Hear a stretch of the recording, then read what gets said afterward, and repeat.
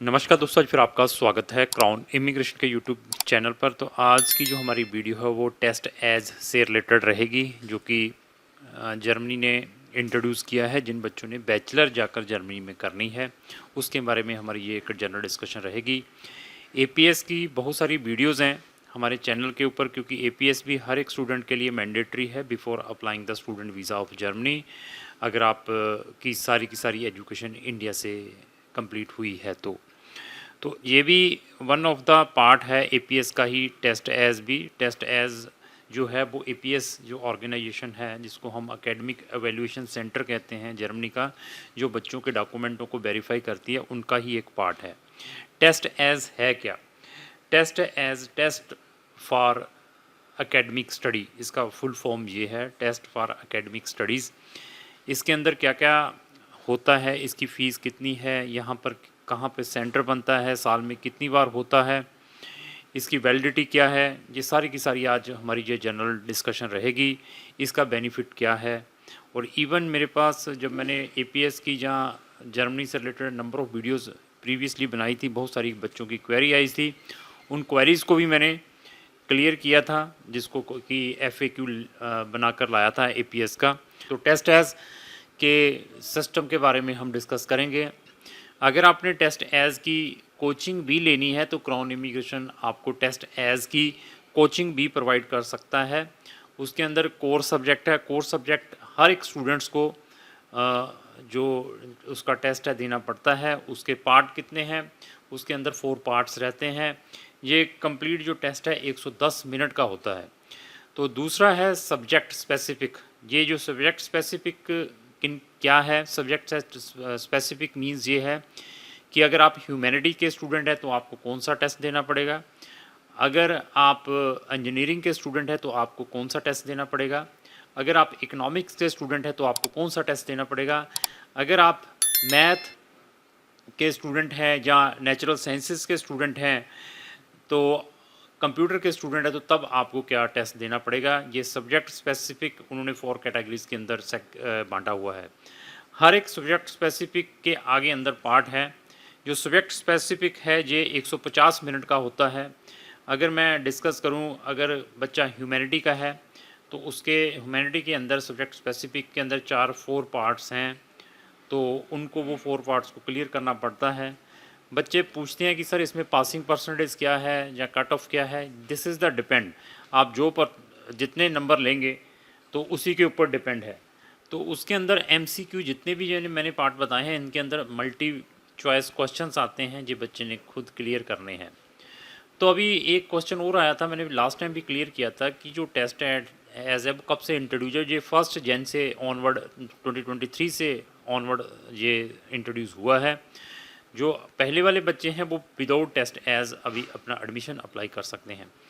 अभी test as कुछ बच्चों के लिए एग्जम्प्टेड भी है। वो कौन बच्चों के लिए एग्जम्प्टेड है? अगर आपने जेई का जो टेस्ट दिया है मेन और एडवांस, तो आपको जो टेस्ट एज की रिक्वायरमेंट नहीं है। टेस्ट एज के बेनिफिट क्या है? टेस्ट एज के बेनिफिट ये है कि आपकी जो 13 साल की स्टडी है वो बच सकती है। आप टेस्ट एज क्लियर करने के बाद वहाँ की यूनिवर्सिटीज़ के अंदर अपना एडमिशन ले सकते हैं, पब्लिक यूनिवर्सिटीज़ के अंदर, जहाँ पर इंटायर स्टडी फ्री है।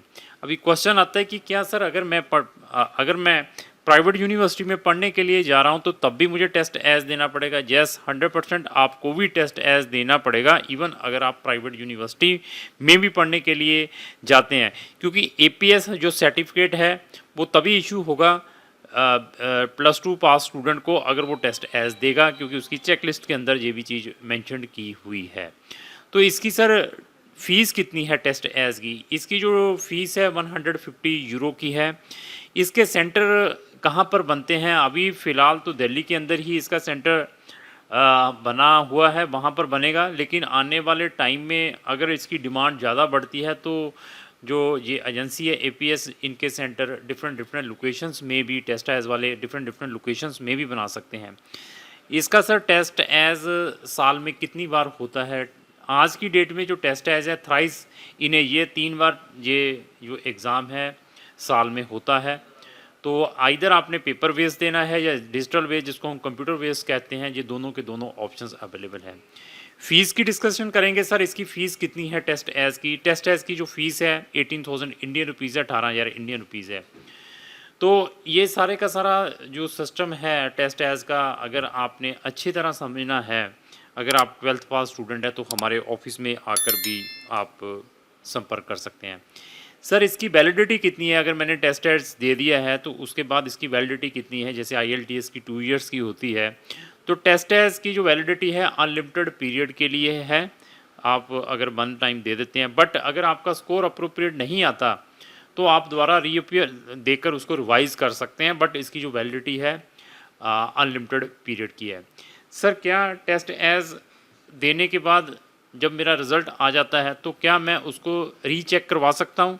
यस, विद इन 15 डेज़ के अंदर रिज़ल्ट आने के बाद अगर आपको डाउट है कि आपके मार्क्स इसमें ज़्यादा आने चाहिए थे तो आप इसको रीचेक भी करवा सकते हैं। तो ये टेस्ट एज़ से रिलेटेड मैंने आपको कम्प्लीटली बताया। ये टेस्ट एज़ की लैंग्वेज क्या है? अगर टेस्ट एज़ देना, टेस्ट एज़ आप बाइलिंगुअल दे सकते हैं, चाहे आप इंग्लिश में देना चाहें तो इंग्लिश में दे सकते हैं, अगर आपको जर्मन लैंग्वेज आती है तो आप जर्मन लैंग्वेज में भी दे सकते हैं।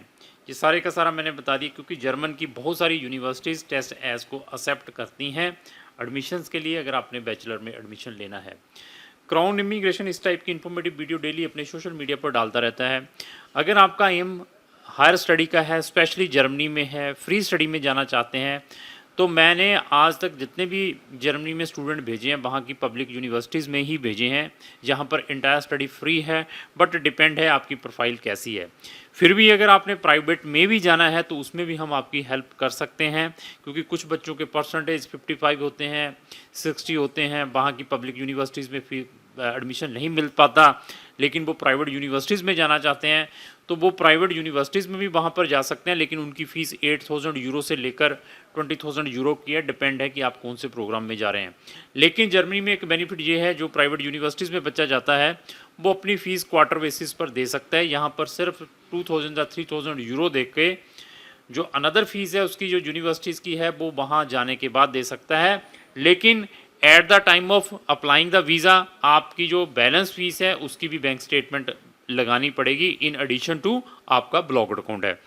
तो जर्मन से रिलेटेड हमारे चैनल के ऊपर नंबर ऑफ़ वीडियोज़ हैं।